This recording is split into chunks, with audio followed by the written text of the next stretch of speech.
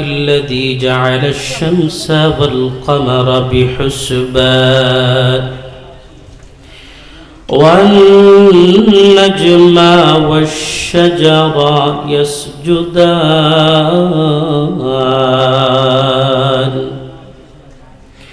وفضل زمانا على زمان كما فضل مكانا على مكان وإنسانا على إنسان ونشهد أن لا إله إلا الله وحده لا شريك له ونشهد أن سيدنا وسندنا وحبيبنا ومولانا محمدا عبده ورسوله أما بعد فأعوذ بالله من الشيطان الرجيم بسم الله الرحمن الرحيم الذي خلق الموت والحياة ليبلوكم أيكم أحسن عملا وهو العزيز الغفور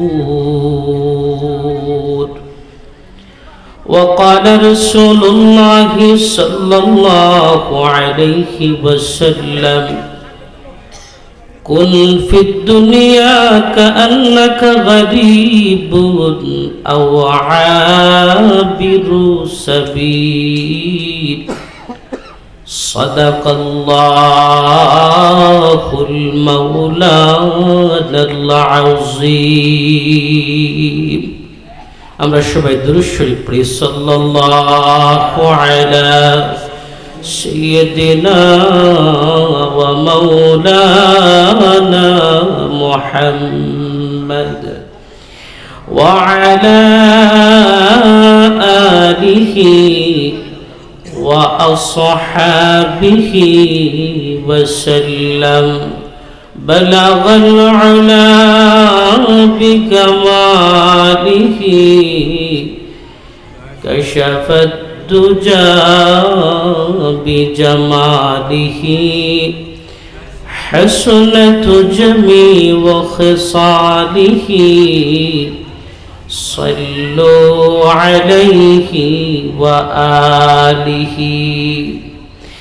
दुनिया की सदाकत में तेरा नाम रहेगा दुनिया की सदाकत में तेरा नाम रहेगा सिद्दीक तेरा नाम से इस्लाम रहेगा सिद्दीक तेरा नाम से इस्लाम रहेगा दुनिया की शुजाअत में तेरा नाम रहेगा फारूक तेरा नाम से इस्लाम रहेगा फारूक तेरा नाम से इस्लाम रहेगा दुनिया की सियासत में तेरा नाम रहेगा दुनिया की सियासत में तेरा नाम रहेगा उस्मान तेरा नाम से इस्लाम रहेगा उस्मान तेरा नाम से इस्लाम रहेगा, दुनिया की मुअज्जिन में तेरा नाम रहेगा, दुनिया की मुअज्जिन में तेरा नाम रहेगा, बेलाल तेरा नाम से इस्लाम रहेगा, बेलाल तेरा नाम से इस्लाम रहेगा। নূরপুর কেন্দ্রীয় জামে মসজিদ ও এলাকাবাসীর উদ্যোগে আয়োজিত উক্ত অধিবেশনের সম্মানিত সভাপতি, উপস্থিত মুআজ্জাজ মুকাররম উলামায়ে কেরাম, নূরপুর এলাকার বিশিষ্ট মুরব্বিয়ানে কেরাম, সামনে উপবিষ্ট আমার অত্যন্ত শ্রদ্ধেয় যুবক ভাইয়েরা, পর্দার অন্তরালে অবস্থানরত মা ও বোনেরা, জোহরের পর থেকে নিয়ে এখন পর্যন্ত অনেক আলোচনা হয়েছে, আমরা শুনেছি। এই সমস্ত মজলিস বছরে একবার হোক, আমরা সবাই চাই কি চাই না? কারা কারা চাই না একটু হাত তুলি। আপনারা কি চান না? মানে প্রথমে আমি টেস্ট করলাম যে আপনারা কি আমার ওয়াজ শুনতেছেন নাকি এমনি থেকে আমি যেটা বলবো সেটা বলবেন হ্যাঁ। কারা কারা চাই যে এই ওয়াজ প্রতি বছর হোক? আমরা হাত তুলি। নারে তাকবীর। এই আওয়াজে হবে না, মুমিনের আওয়াজ হয় উচ্চ কণ্ঠে আওয়াজ। মুমিনের আওয়াজে রোম পারস্য পর্যন্ত থরথর করে কাঁপে, তো মুসলমানের আওয়াজ এত নরম হয় কেন? একটু জোরে বলি না, নারে তাকবীর। আল্লাহ পাকের দরবারে এই জবানটা, এই হাত, আমাদের পা, আমাদের অঙ্গ প্রত্যঙ্গ, গোটা কুল কায়নাত, আসমান জমিন সব কিছুর বানানোওয়ালা একজন, তিনি কে? আরো জোরে বলেন, তিনি কে? সময় তো সংক্ষিপ্ত, এই জন্যে সংক্ষিপ্ত আকারে কিছু কথা বলবো। আল্লাহ যেন আমাকে এবং আপনাদের সবাইকে কথাগুলোর উপরে আমল করার তৌফিক দান করেন। সবাই বলি আমিন। সূরা মুলুক 29 নম্বর পারার সূরা মুলুকের 2 নম্বর আয়াত আমি পড়েছি। এই আয়াতকে এবং রাসূলের লক্ষ কোটি অমীয় বাণী থেকে মাত্র একখানা হাদিসে পাক পড়েছি। আয়াত আর হাদিসকে সামনে রেখে সংক্ষিপ্ত সময়ে বিষয়ের উপরে কথা বলার চেষ্টা করব। আমরা মনোযোগ দিয়ে শুনবো তো ইনশাআল্লাহ। আল্লাহ রাব্বুল আলামিন সূরা মুলুকের 2 নম্বর আয়াতে আমাদের জন্য বলেন, আল্লাযী খালাকাল মাউতা ওয়াল হায়াতা লিয়াবলুয়াকুম আইয়ুকুম আহসানু আমালা। এখানে স্পষ্ট আল্লাহ 2টা শব্দ উল্লেখ করেছেন, যেটার অর্থ সাধারণ, প্রত্যেক মানুষই জানার কথা। আল্লাহ বলেন হায়াত, আরেকটা হলো মাউত। হায়াত অর্থ হলো আমাদের জিন্দেগি, হায়াতে জিন্দেগি, আর মৌত মানে হলো এই জিন্দেগি থেকে যখন আমরা চিরবিদায় নিয়ে যাব, আমাদের ভিতর থেকে যখন রূহটা বের হয়ে যাবে, তখন আমরা লাশ হয়ে যাব। আর লাশ হওয়ার পরে আমাদের লাশটাকে রাখা হবে অন্ধকার কবরে। এই যে মৃত্যুবরণ করব, এটাকে মাউত বলা হয়। আল্লাহ বলেন 2টা কথা উল্লেখ করলেন। আল্লাহ বলেন, হে দুনিয়ার মানুষ, আমি আল্লাহ হায়াত আর মৃত্যু এই দুটোটা তোমাদেরকে দিয়েছি কি করার জন্যে? এটা পরীক্ষা করব যে তোমরা সবচেয়ে সুন্দর আমল কারা করে, এটা দেখার জন্যে আমি আল্লাহ হায়াত আর মৃত্যু নামক বস্তু দুটোটা তোমাদের জন্য দিয়েছি। বলি না সুবহানাল্লাহ। তাহলে হায়াত আর মৃত্যু এই দুটোটা আল্লাহ তাআলা আমাদেরকে দিয়েছেন কিসের জন্যে? পরীক্ষা করার জন্যে। দেখব তোমাদের মধ্যে কে সবচেয়ে সুন্দর আমল করে আমাদের কাছে আসে, অর্থাৎ আখিরাতের জায়গায় যায়, এটা দেখার জন্যে আল্লাহ হায়াত আর মৃত্যু দিলেন। বলুন তো, হায়াত নামক জিন্দেগি এটা চিরস্থায়ী না কোনস্থায়ী? একটু জোরে বলি না, কোনস্থায়ী না চিরস্থায়ী? কোনস্থায়ী। ভাই ও দোস্ত, আমরা একটু বুঝে থাকলে বলবেন, আমার কথার উত্তর দিবেন। আমরা ছিলাম প্রত্যেক মানুষ হযরতে আল্লাহ পাকের সৃষ্টি লগ্ন থেকে আদম পয়গম্বর থেকে নিয়ে আজ পর্যন্ত, এমনকি কিয়ামতের আগ পর্যন্ত যত মানুষ দুনিয়াতে আসবে, প্রত্যেক মানুষের রূহ আল্লাহু আকবার, রূহ একটা রাখা হয়েছিল কোথায়? আলমে আরওয়াহের মধ্যে। আর সেখান থেকে আল্লাহ দুনিয়াতে পাঠিয়েছেন। আলমে আরওয়াহতে কেউ চিরদিন থাকতে পারে নাই। এই দুনিয়া আসছে, এই দুনিয়ায় চিরদিন থাকবে না। এই দুনিয়া ছেড়ে অন্ধকার কবরে চলে যেতে হবে। এটা মৃত্যুর মাধ্যমে। মৃত্যু যখন একবার হয়ে যাবে আর কোনোদিন আল্লাহ মৃত্যু দিবে না। আল্লাহু আকবার। হাদিস শরীফে আসছে, মৃত্যু নামক যে বস্তুটা, এটা আল্লাহ রাব্বুল আলামিন কিয়ামতের পরে এটাকে একটা দুম্বার আকার ধারণ করাবেন। দুম্বার আকার ধারণ করাইয়া হাদিসে আসছে পুলসিরাতের পুলের গোড়ায় রাখা হবে। কথা বুঝতেছেন আমার কথা? কি বুঝতেছেন? পুলসিরাতের গোড়ায় মৃত্যু নামক বস্তুটাকে একটা দুম্বার আকার ধারণ করা হবে। আকার ধারণ করাইয়া আল্লাহ হুকুম করবেন তাকে জবাই করো। আর জবাই যখন মৃত্যু নামক বস্তুটা জবাই হয়ে যাবে, আল্লাহ তখন জান্নাতীদেরকে লক্ষ্য করে বলবেন, আল্লাহ বলেন, খালিদিনা ফিহা আবাদা। আল্লাহ জান্নাতীদেরকে ডাক দিবেন, হ্যাঁ আমার জান্নাতি বান্দা বান্দিরা, তোমরা দুনিয়ার জমিনে কষ্ট করেছো। দুনিয়ার জমিনে কষ্ট করে আমি আল্লাহর গোলামি করে, আমি আল্লাহর হুকুম মানিয়া তোমরা দুনিয়া ছেড়ে এসেছো। তোমাদের জন্যে আমি আল্লাহ এমন একটা জান্নাত দিলাম, যেই জান্নাতের শুরু হবে কোনো দিন শেষ হবে না। সুবহানাল্লাহ বলি, আল্লাহু আকবার। মৃত্যু তো আর হবে না, জান্নাতীরা জান্নাতে যাবে। আল্লাহ ফয়সালা করে দিবে, হে জান্নাতীরা খালিদিনা ফিহা আবাদা, তোমরা জান্নাতে থাকবা আবাদুল আবাদ। তোমাদেরকে কোনোদিন জান্নাত থেকে বের করা হবে না। আল্লাহু আকবার। এবার আসুন জাহান্নামীদেরকে আল্লাহ কি বলবেন? আল্লাহ জাহান্নামীদেরকে ডাক দিয়ে বলেন, ফি নারি জাহান্নাম, ফি নারি জাহান্নাম খালিদিনা ফিহা। আল্লাহ জাহান্নামীদেরকে ডাক দিবে, হে জাহান্নামীর দুলেরা, দুনিয়ায় যাওয়ার পর আমি আল্লাহর হুকুম তোমরা মানো নাই, তোমাদের মন চেয়ে জিন্দেগি চালাইছো। আলমে আরওয়াহতে তোমরা সাক্ষ্য দিয়েছিলা, আলাস্তু বিরাব্বিকুম প্রশ্ন করেছিলাম, উত্তর দিয়েছিলা কালু বালা। হ্যাঁ দুনিয়ার মানুষেরা, জাহান্নামীরা, দুনিয়াতে যাওয়ার পর আমি আল্লাহকে বলে গিয়েছো, আমি আল্লাহর হুকুম মানো নাই, আমি আল্লাহর বিধান তোমরা মানো নাই। আজ তোমাদের জন্য জাহান্নাম, এমন একটা জাহান্নাম তোমাদেরকে দিব, যে জাহান্নাম থেকে তোমাদেরকে বের করব না। আল্লাহু আকবার। জান্নাতীদেরকে আল্লাহ জান্নাতে দিবেন, বলবেন আর মৃত্যু হবে না। জান্নাতীরা জান্নাতে আবাদুল আবাদ থাকবে।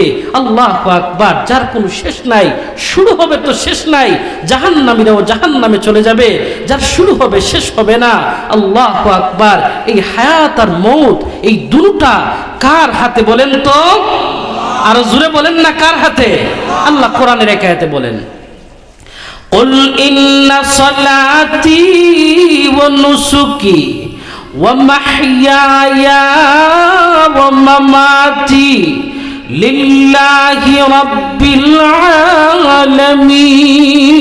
আল্লাহ বলেন, ও পয়গম্বর আপনি জানিয়ে দিন।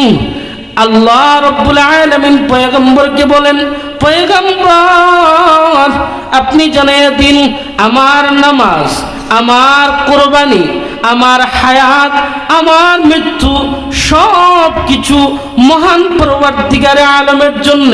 বলি না সুবহানাল্লাহ। আমার হায়াত, আমার মৃত্যু, আমার নামাজ, আমার সব কিছু কার জন্যে? আল্লাহর জন্যে। আল্লাহু আকবার। মানুষের হায়াত আল্লাহ যতদিন দিয়েছেন, এই হায়াতে জিন্দেগি যখন শেষ হয়ে যাবে, দুনিয়ার কেউ ধরে রাখতে চাইলেও ধরে রাখা যাবে নি। একটু জোরে বলেন না, ধরে রাখা যাবে নি। আল্লাহু আকবার। আপনি আর আমি কেমন শক্তিশালী, আপনার আমার চাইতে শত শত পাওয়ারফুল মানুষকেও আজরাইল ছাড়ে নাই, কাউকে ছাড়ে নাই। কোথায় যাইবা? আইনামা তাকুনু ইউদরিকুমুল মাউতা ওয়ালাউ কুনতুম ফি বুরুজিম মুশাইয়াদা। তুমি যদি সুদৃঢ় প্রাচীরের ভিতরেও ঢুকে যাও, তোমাকে ধরে আনার ক্ষমতা আজরাইলের আছে না নাই? আল্লাহু আকবার। আপনি কোথায় যাইবেন? আপনি এমন বিল্ডিং বানাখানা বানালেন, যেই বানাখানার ভিতরে একটা টুকরা পর্যন্ত ঢুকতে পারে না। ওই গোট থেকে আপনার রূহ, আপনার জান কবজ করার শক্তি আজরাইলের আছে না নাই? আল্লাহু আকবার। কিন্তু আল্লাহ যদি কাউকে বাঁচাইতে চায়, দুনিয়ার সবাই যদি তাকে মারতে চায়, পারবেনি? একটু জোরে আওয়াজ দিয়ে বলেন না, পারবেনি?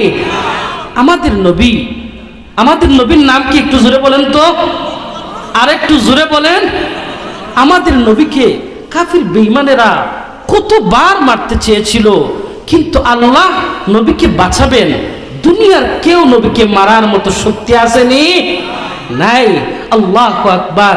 আল্লাহর রাসূলকে কিছু কাফিরেরা দাওয়াত দিয়েছে, ওগো পয়গম্বর আসেন, আপনি আমাদের বাড়িতে দাওয়াত খাবেন। আল্লাহর রাসূল দাওয়াত রাখছেন, গেছেন, কিন্তু তাদের যে পূর্ব পরিকল্পনা ছিল আল্লাহর রাসূলকে একটা পাহাড়ের চূড়ায় বসাবে, আর কিছু মানুষ তার সাথে কথা বলবে, আর পাহাড়ের উপর থেকে তাদের মানুষেরা পাথর ফেলে রাসূলকে মেরে ফেলবে। এটা তো রাসূল জানতেন না। রাসূল দাওয়াত নিছেন, গেছেন, বসছেন। আল্লাহু আকবার। তাদের চক্রান্তর মিশন উপরে চলে গেছে। আল্লাহু আকবার। আল্লাহ জিব্রাইলকে পাঠাইলেন, হে জিব্রাইল, যাও জিব্রাইল, আমার পয়গম্বরের কাছে যাও। পয়গম্বরের কাছে আসলেন। পয়গম্বরে আরবি, আপনি এখান থেকে মুহূর্তের ভিতরে সরেন। ওগো নবীজি, আপনি যদি এখান থেকে এই মুহূর্তে না সরেন, কাফিররা পাথর নিক্ষেপ করে নবী গো আপনাকে মেরে ফেলবে। আল্লাহর হাবিব সরে গেলেন, তাদের চক্রান্ত থেকে বেঁচে গেলেন। সুবহানাল্লাহ বলি। এই যে বেঁচে গেলেন, এ বাঁচাইলেন কে? আর একটু আল্লাহর নাম কি কথা বলতে কি কষ্ট হয় আপনাদের? আল্লাহর নাম, এই জবানটা আল্লাহ। জবান যদি আল্লাহ আজকে বন্ধ করে দেয়, আপনি খোলার ক্ষমতা আসেনি? নাই। তাহলে আল্লাহর জবান দিয়ে বলেন তো, বাঁচানোর মালিক কে? আল্লাহু আকবার। হযরত ইউনূস পয়গম্বরের নাম শুনেছেন? হযরত ইউনূস পয়গম্বরের লম্বা ঘটনা। হযরত ইউনূস পয়গম্বর যখন তার গোত্রের লোকেরা তার সাথে বেয়াদবি করেছে, দাওয়াত দিয়েছেন এক কালিমা, কিন্তু মানে নাই। হযরত ইউনূস পয়গম্বর যখন গোত্র ছাড়িয়া যাওয়া শুরু করেছেন, আল্লাহু আকবার, একটা সাগরের মধ্যে ঝাঁপ দিয়েছেন। আল্লাহর অর্ডারে, আল্লাহর হুকুমে একটা বিশাল মাছ হযরত ইউনূস পয়গম্বরকে খেয়ে ফেলেছে। সুবহানাল্লাহকে আসতে বলবেন? আর একটু জোরে বলি না সুবহানাল্লাহ। আল্লাহু আকবার। মায়ের গর্ভে বাচ্চা থাকে, মা খাবার খায় কি খায় না? একটু জোরে বলেন, খায় কি খায় না? তারপরেও মায়ের গর্ভের এক পার্শ্বে বাচ্চাকে লালন পালন করার ক্ষমতা কার? আল্লাহ। আল্লাহ এক পার্শ্বে বাচ্চা রাখেন, মায়ের খাবারের থলি আর এক পার্শ্বে থাকে। আল্লাহ এই মাছটিকে অর্ডার করলেন, হ্যাঁ দরিয়ার মাছ, আমার ইউনূস পয়গম্বরকে তোমার পেটে দিয়েছি। হে মাছ, আমার ইউনূস পয়গম্বরকে তোমার পেটের একটা তলিতে রাখবা, যেই তলিতে আমার ইউনূস পয়গম্বরের একটু কষ্ট না হয়। সুবহানাল্লাহ বলেন। আল্লাহু আকবার। হযরত ইউনূস পয়গম্বরকে যেই মাছটা প্রথমে খেয়েছিল, ওই মাছকে দ্বিতীয় আর একটা বিশাল মাছ খেয়ে ফেলেছে। সুবহানাল্লাহ বলি না? আল্লাহু আকবার। তাহলে ইউনূস পয়গম্বর এক মাছের পেটে প্রথমে ঢুকলেন, পরে আরেকটা বিশাল মাছ খাইলো। এরপরে হযরত ইউনূস পয়গম্বরকে সমুদ্রের একবারে তল দেশে নিয়ে যায়। কোথায়? বড় বড় মাছগুলা কি সমুদ্রের উপরে থাকে না নিচে? একটু কথা বলেন না, উপরে না নিচে? আমার কথা কি বুঝেন আপনারা? তাহলে আমার কথা একটু জবাব দিবেন। আপনারা যদি জবাব দেন তাহলে বুঝবো আমার কথা বুঝতেছেন, আমি ওয়াজ করতে পারবো। বন্ধু বন্ধুর পাশে বসছে, বসিয়ে গল্প করতেছে। এখন বন্ধু যদি ঘুমায়, তো বন্ধু কি গল্প করবে? একটু জোরে বলে না, বন্ধু কি গল্প করবে? আপনি ঘুমাইলো মানে বন্ধু বলতেছে, আপনি মানে হে আরো গল্প করবে। তো আমি যখন কথা বলবো, আপনারাও কিছু বলিয়েন, তখন কি হবে? আপনাদেরও ভালো লাগবে, আমারও বলতে একটু ভালো লাগবে। ইউনূস পয়গম্বরকে প্রথমে এক মাছে খাইলো, এরপরে ইউনূস পয়গম্বরকে ওই মাছটাকে বিশাল আর একটা মাছ খাইলো, এরপরে সমুদ্রের নিচে নিয়ে গেল। আল্লাহু আকবার। কয়টা অন্ধকারের ভিতরে? প্রথমে একটা মাছের পেটের অন্ধকার, এরপরে আরেকটা বিশাল মাছ খাইলো, দ্বিতীয় অন্ধকার, তৃতীয় হলো সমুদ্রের নিচে অন্ধকার না আলো? আল্লাহু আকবার। সমুদ্রের নিচের অন্ধকারে চলে গেছেন, আল্লাহু আকবার। সেখানে শুনেন কিসের যেন গুনগুন গুনগুন আওয়াজ শোনা যায়, মানুষ জিকির করলে যেমন আওয়াজ শোনা যায়। হযরত ইউনূস পয়গম্বর মাছের পেট থেকে যেন একটা আওয়াজ শুনতে পাচ্ছেন। হঠাৎ করে হযরত জিবরিল আমিন হাজির, সুবহানাল্লাহ বলেন, আল্লাহু আকবার। হযরত ইউনূস পয়গম্বর জিবরাইলকে ডাক দিয়ে বলেন, হ্যাঁ জিবরাইল আলাইহিস সালাম, আমি জানতে চাই সমুদ্রের নিচে বড় গভীরতা আছে, এত গভীর সমুদ্রের ভিতরে আমি ইউনূস পয়গম্বরকে মাছে গিলে ফেলার পরে এত গভীর সমুদ্রের মধ্যে আমি গুন গুন আওয়াজে একটা আওয়াজ শুনতে পাই, ওই আওয়াজটা কিসের? জিবরাইল আলাইহিস সালাতু ওয়াস সালাম বলেন, হ্যাঁ ইউনূস পয়গম্বর, এই সমুদ্রের নিচেও যেই মাছগুলো আছে রে, যেই আল্লাহ পাকের মাখলুকাত গুলো আছে, প্রত্যেকটা মাখলুকাত তার মালিকের নামের জিকির করে। সুবহানাল্লাহ বলেন। হে ইউনূস পয়গম্বর, এটা হলো সমস্ত মাখলুকাত, যেই মাখলুকাত গুলো সমুদ্রের নিচে থাকে, ওই মাখলুকাত গুলোর জিকিরের আওয়াজ। সুবহানাল্লাহ বলি, আল্লাহু আকবার। এটা এমনি না, আল্লাহ কোরআনের এক আয়াতে বলেন, আলাম তারা আন্নাল্লাহা ইউসাব্বিহু লাহু মান ফিস সামাওয়াতি ওয়াল আরদ والطير صافات كل قد علم صلاته وتسبيحه। আল্লাহ রাব্বুল আলামিন বলেন, হ্যাঁ পৃথিবীর মানুষেরা, তোমরা কি মনে করো শুধু মানুষেরা আমি আল্লাহ পাকের জিকির করে? না রে না, দুনিয়া যত মাখলুকাত আমি আল্লাহ বানাইছি 1000 2000 না, হাজার হাজার মাখলুকাত আমি আল্লাহ বানাইছি রে। আসমানের মধ্যে যত মাখলুকাত বানাইছি, জমিনের মধ্যে যত মাখলুকাত বানাইছি, সবগুলো আমি আল্লাহ পাকের নামের তাসবিহ জপে। সুবহানাল্লাহ বলেন, আল্লাহু আকবার। তোমরা কি জানো না, আলাম তারা আন্নাল্লাহা ইউসাব্বিহু লাহু মান ফিস সামাওয়াতি ওয়াল আরদ ওয়াত তায়রু সাফাত। আল্লাহু আকবার। আসমান জমিনে যত মাখলুকাত বানাইছি, ওয়াত তায়রু সাফাত, যত পাখি আকাশের শূন্য জায়গায় উড়াল দেয়, প্রত্যেকটা মাখলুকাত আমি আল্লাহর নামের তাসবিহ পড়ে। সুবহানাল্লাহ বলেন, আল্লাহু আকবার। হযরত জিবরিল আলাইহিস সালাতু ওয়াস সালাম ইউনূস পয়গম্বরকে বলেন, ও পয়গম্বর ইউনূস, তুমি যে আওয়াজটা শুনতে পাচ্ছ, এটা কোনো মানুষের আওয়াজ না, বরং এটা হলো আল্লাহর তৈরি মাখলুকাত আল্লাহর নামের তাসবিহাত পড়তেছে, জিকির করতেছে, যার আওয়াজ তোমার কান পর্যন্ত গিয়েছে। একটু জিকির করেন, আল্লাহ ইলাহা ইল্লাল্লাহ, জোরে লা ইলাহা।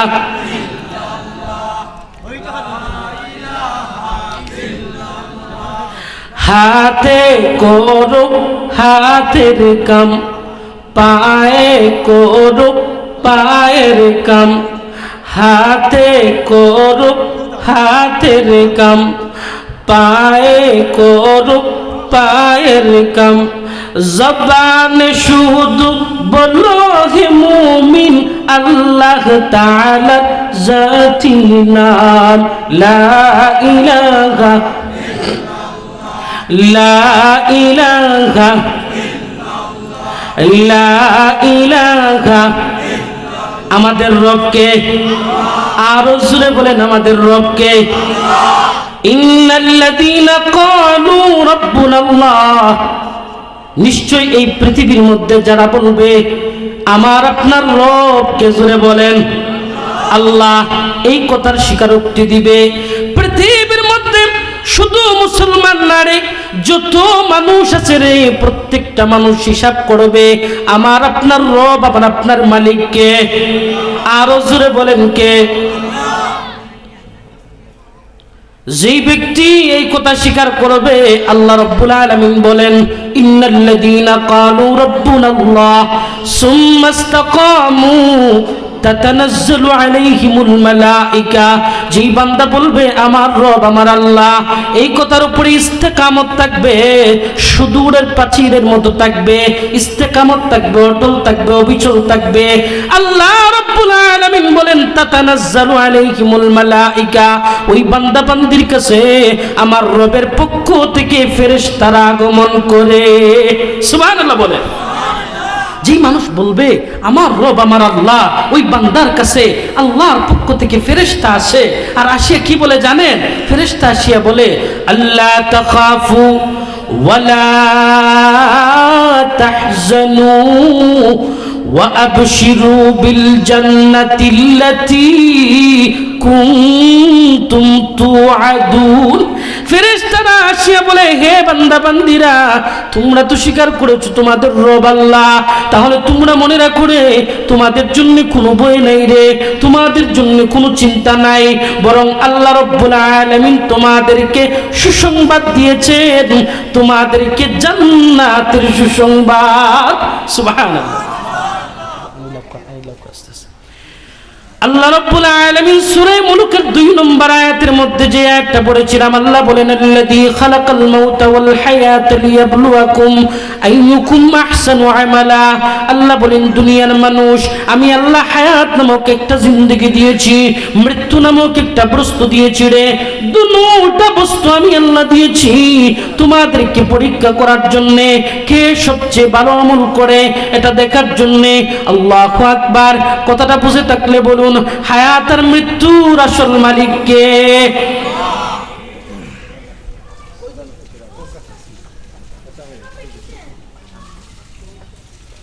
মুফতি সাইদ।